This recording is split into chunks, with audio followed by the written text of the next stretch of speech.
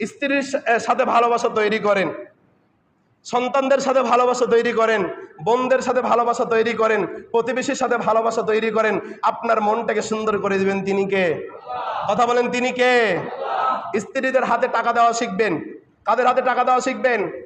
এখন বলবেন না হুজুর এটা কথায় একমত হতে পারলাম না।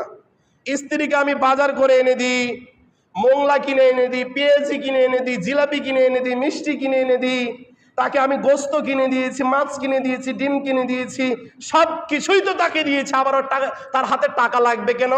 ওই যে মাছ কিনে নিয়েছেন, ওই মাছটা কি আপনার স্ত্রী একাই খায়? ওই যে মিষ্টি কিনে নিয়ে এসছেন, ওই মিষ্টি কি আপনার স্ত্রী একাই খায়? আপনি খান না, তা আপনার পকেটে টাকা থাকে কেন? স্ত্রীর হাতে টাকা জমা দিলে কিছু উপকার না হলে আপনি বিপদে পড়ে গেলে আপনার উপকার হবে ইনশাল্লাহ। কথা কি আমার বুঝতে পেরেছেন? এমন স্ত্রী রয়েছে গুণবতী স্ত্রী। কি বতী স্ত্রী? আপনার কাছ থেকে 10 টাকা 5 টাকা প্রতি সপ্তাহে করে নিবে, আর টাকাটা এক জায়গাতে অ্যাকাউন্টে জমা রাখবে। হঠাৎ যখন স্বামী বিপদে পড়ে যাবে টাকাটা দিবে না দিবে না? ভালো স্ত্রী আছে না নাই? তো এই জন্য বলি আপনাদেরকে, স্ত্রীদের কাছে প্রতি সপ্তাহে হলো একটা ব্যাংকের মতন করে জমা রাখবেন, 10 টাকা 20 টাকা।